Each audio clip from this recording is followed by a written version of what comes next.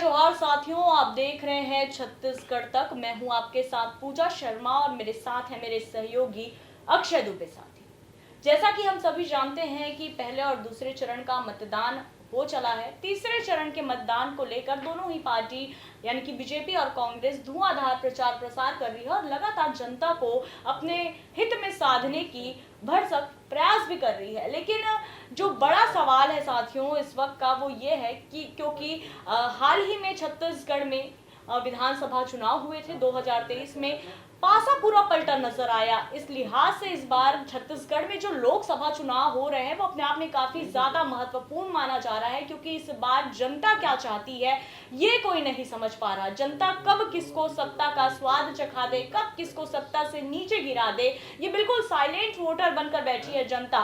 तो अब आज जो ये आकलन है इसी विषय पर होगा कि पहले और दूसरे चरण का मतदान तो हो गया, उन सीटों पर जहां पर कांग्रेस के जो जीते हुए विधायक है वहां पर वोटिंग कम हुई है, ये बात निकलकर सामने आई।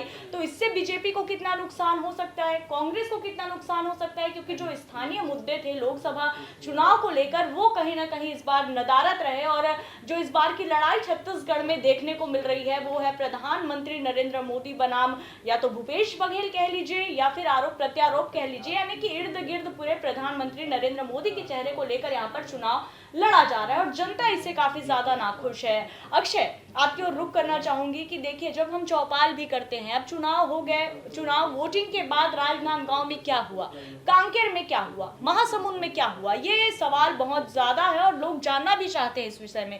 और जनता जिस तरह से कह रही है कि इस बार महिलाओं ने राजनांदगांव में, जबकि महिला वोटरों की संख्या काफी ज्यादा है लेकिन महिलाओं ने हिस्सेदारी बहुत कम दिखाई, यानी कि महिला नाराज हो गई। नारी न्याय गारंटी योजना का जो वादा इन्होंने किया कांग्रेस का वो जादू महिलाओं पर नहीं चलता नजर आया और महतारी बंधन योजना का भी कुछ खास असर देखने को नहीं मिल रहा। ये जो आंकड़े बता रहे हैं उसके आधार पर हम कह रहे हैं। अब आप बताइए कि लगातार जनता ये कह रही है कि मुद्दे नहीं है, मुद्दों पर कोई बात नहीं हो रही है, केवल आरोप प्रत्यारोप चल रहा है। तो आपको क्या लगता है कि इस बार की स्थिति जो 4 सीटों पर जो चुनाव हो चुके हैं और आने वाले 7 सीटों पर चुनाव होने वाले, क्या मुद्दे इस बार काफी ज्यादा हावी नजर आ रहे हैं आपको? देखिए, 2-3 चीज़ें आपने पूछी हैं, हालांकि मुद्दे की बात भी है। 4 सितंबर चुनाव हुए, उससे पहले मैं एक चीज़ और समझा दूं। जब विधानसभा का चुनाव और लोकसभा का चुनाव, हमेशा हम ये कहते आते हैं कि दोनों में काफ़ी अंतर होते हैं, कि दोनों के मुद्दे अलग अलग होते हैं। लेकिन अब कुछ अंतर देखने को मिला है और जो अंतर संबंध है मुद्दों का, उसमें काफ़ी बदलाव आए हैं। पहले ज़माना था, आप जैसे कि विधानसभा चुनाव हैं तब बिल्कुल स्थानीय मुद्दे ही वहाँ कारगर होते थे। अभी भी वो चीज़ें हैं, हावी हैं, लेकिन लोकसभा चुनाव में वो मुद्दे काम नहीं करते, ये एक आम धारणा है। लेकिन जब से इंटरनेट क्रांति हुई है, लोगों में थोड़ी जागरूकता आई है, तब तब लोग अब दोनों चुनाव को कनेक्ट भी करते हैं, दोनों चुनाव में संबंध भी निकल के आते हैं। आप याद कीजिए, जिस समय किसान नाराज थे, उनको एकमुश्त राशि देने का वादा किया गया था और अंतर की राशि नहीं दी गई थी। एक मतलब उसमें एक अंतराल आया। उस बीच किसानों क्या कहना था कि ठीक है, अभी तो हम आपको जिता दिए लेकिन लोकसभा चुनाव में आपको देख लेंगे। ये चुनौती दी गई। ठीक है, वो नजर आए ना आए, लेकिन ये इशारा करता है कि चीजें अब बदल रही हैं। अब पहले चीजें नहीं हैं। वही बात महतारी जो महिलाएं हैं उन पर भी लागू होता है। महतारी वंदन योजना के पैसे को लेकर लेटरथिपी हुई तो महिलाएं भी यही कहती नजर आई कि इस बार तो हम आपको जिता दिए हैं, लेकिन आगे जब चुनाव होगा तो आपको दिखा देंगे। तो जब ये 2 उदाहरणों से आप समझ सकते हैं कि अब चुनाव में अंतर आया है। मैं हर जगह के लिए नहीं कहूँगा, लेकिन छत्तीसगढ़ के लिए इसलिए कहूँगा क्योंकि छत्तीसगढ़ में विधानसभा चुनाव और लोकसभा चुनाव में बहुत दिनों का अंतर नहीं होता। हाँ, लेकिन अब आप कहेंगे 2018 में तो आपके विधानसभा चुनाव में कांग्रेस जीत गई थी, लेकिन 2019 में जब लोकसभा चुनाव हुए, विधानसभा चुनाव के बाद, तब बीजेपी एक तरफा जीत हासिल की। बिल्कुल वो उस समय के लिए सही हो सकता है, उस समय नज़र आया ट्रेंड, लेकिन अब इन 5 सालों में बहुत सारी चीज़ें बदली हैं। मैं फिर वही जागरूकता की बात करूंगा। तो अब लोग चुनौती देते नजर आते हैं, लेकिन जब किसानों और महिलाओं को पैसे मिल गए उसके बाद उनका रवैया अलग रहेगा। लेकिन हम आते हैं अपनी उस पुरानी बात पे कि मुद्दे अब स्थानीय जो मुद्दे हैं उसको भी अब लोग तरजीह दे रहे हैं। लोग जान रहे हैं कि मान लो जो डबल इंजन की सरकार है या किसी अन्य पार्टी की सरकार है, तो इनका दबदबा केंद्र में भी ऐसा होता है, राज्य में भी ऐसा होता है। अगर हम दबाव हमको बनाना है तो हमको अपने मुद्दों को इनके सामने जाहिर करना पड़ेगा। इसीलिए आप देखेंगे जैसे मोदी की गारंटी तो केंद्र में होना चाहिए, बिल्कुल। लेकिन जब राज्य विधानसभा के चुनाव होते हैं तब भी मोदी की गारंटी कही जाती है। बिल्कुल। तो इसका एक मतलब है ना कि अब दोनों मुद्दों को ये मिला दे रहे हैं एक में, जी जी। अलग अलग मुद्दे नहीं हैं। तो अब आते हैं कि भाई छत्तीसगढ़ में मुद्दे क्या हैं। छत्तीसगढ़ में जो बेसिक मुद्दे हैं उसमें तो पहले, अब इसको हम पहले वर्गों में बांट लेते हैं कि महिलाओं के क्या मुद्दे हैं, युवाओं के क्या मुद्दे हैं, किसानों के क्या मुद्दे हैं। महिलाओं पे आते हैं तो महिलाओं के साथ जो वादा किया गया कि चाहे वो वादा आरक्षण का हो, चाहे वो वादा रोजगार का हो, चाहे वो वादा उनको डायरेक्ट कैश ट्रांसफर करने का हो, चाहे महतारी वंदन के उसमें हो। अब इसी चक्कर में कांग्रेस ने एक बड़ी घोषणा की, हालांकि वो केवल छत्तीसगढ़ के लिए नहीं है, पूरे देश के लिए है, लेकिन इससे प्रभावित होने वाली जो तादाद है, अच्छी खासी तादाद, वो छत्तीसगढ़ में है। अब आते हैं किसानों को लेकर। किसान आंदोलन भले ही आप पंजाब में, हरियाणा में देखे होंगे, लेकिन जिस तरीके से वोट पर असर करने वालों की जो भूमिका है वो बिना आंदोलन के छत्तीसगढ़ में है। बिल्कुल। यहाँ किसान अपनी चीज़ों को समझते हैं और वो ज़्यादा आंदोलन उस तरीके से नहीं करते। वो वो ईवीएम में बटन दबा के दिखाते हैं कि क्या हमारी नाराज़गी किसको भारी पड़ सकती है। तो किसानों के मुद्दे भी रहे हैं।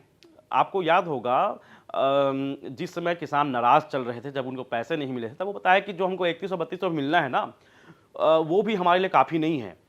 हम बहुत मेहनत करते हैं, हमारे पैसे इससे ज़्यादा खर्च हो जाते हैं, कोई बहुत मुनाफा हम नहीं कमा रहे हैं। तो इसलिए किसान की नाराज़गी तो अभी भी है, पैसे मिलने के बाद भी दोनों पार्टियों से। तो जो किसान को ज़्यादा खुश करेगा उनकी जीत होगी। फिर आते हैं युवाओं को लेकर, रोजगार का वादा, और रोजगार को लेकर अभी भी कुछ नहीं हुआ है, चाहे वो केंद्र सरकार की ओर से हो, चाहे वो राज्य सरकार की ओर से हो। तो ये मुद्दे अभी भी हावी हैं। लेकिन अब दूसरा फिर आते हैं हम कि राष्ट्रीय जो मुद्दे होते हैं वो काफ़ी असर डालते हैं। चाहे वो राम मंदिर का मसला हो, चाहे वो सीमा सरहद की सुरक्षा की बात हो, इस पर जो ये भावनात्मक किस्म के जो मुद्दे हैं, इसको लोग ज़्यादा उसको प्रश्रय देने लगते हैं और यहीं से फिर मुसीबतों का एक पहाड़ सा बनता है। और उससे क्या होता है, लोग जो बेसिक मुद्दे हैं उधर से उनका ध्यान डाइवर्ट हो जाता है और वो चले जाते हैं एक ऐसे बड़े मुद्दे पर जिसका कई बार तार्किक आधार भी नहीं होता। तार्किक आधार कैसे नहीं? उदाहरण के लिए कोई व्यक्ति कहता है कि मुझे तो देश निर्माण करना है, राष्ट्र निर्माण करना है, लेकिन सोचिए राष्ट्र निर्माण का आपके हिसाब से परिभाषा क्या है? क्या किसी एक गांव को सही बनाने से राष्ट्र निर्माण नहीं हो पाएगा? बिल्कुल होगा, लेकिन राष्ट्र निर्माण कह देने से हम अपने बहुत सारे जिम्मेदारियों से मुक्त हो जाते हैं। जनता को अब ये धीरे धीरे ये चीज़ें समझ में आने लगी है।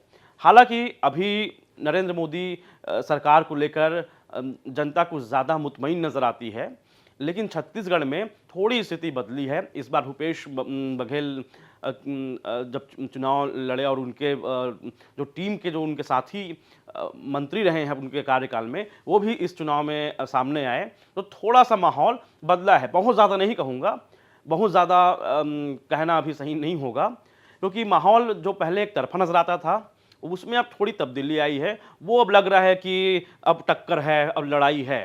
तो ये अंतर आया है। इसमें मुद्दे भी हैं और इसमें कांग्रेस की ओर से जिस तरीके से लड़ाई लड़ी जा रही है, ये भी एक कारण है।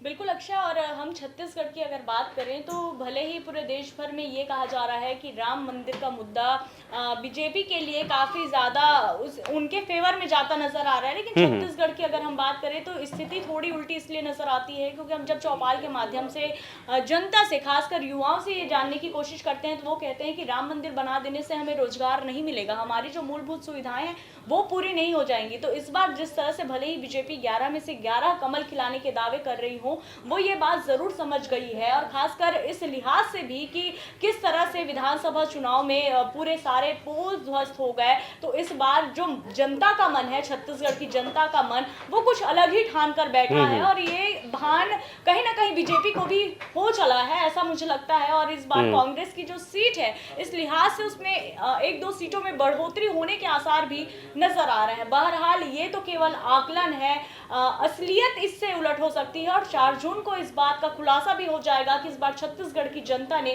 क्या मन बनाया है। तो फिलहाल के लिए इतना ही। और अक्षय, बहुत ही सरल शब्दों में आपने जो दर्शकों के मन में ये बातें पहुंचाई मुद्दे की, मुझे लगता है कि उन्हें काफी पसंद आया होगा। तो इस रिपोर्ट में इतना ही। कल फिर एक नए मुद्दे के साथ आपके सामने हाजिर होंगे। तब तक के लिए मुझे और मेरे सहयोगी अक्षय को दीजिए इजाजत और देखते रहिए छत्तीसगढ़ तक। जय जोहार, नमस्कार।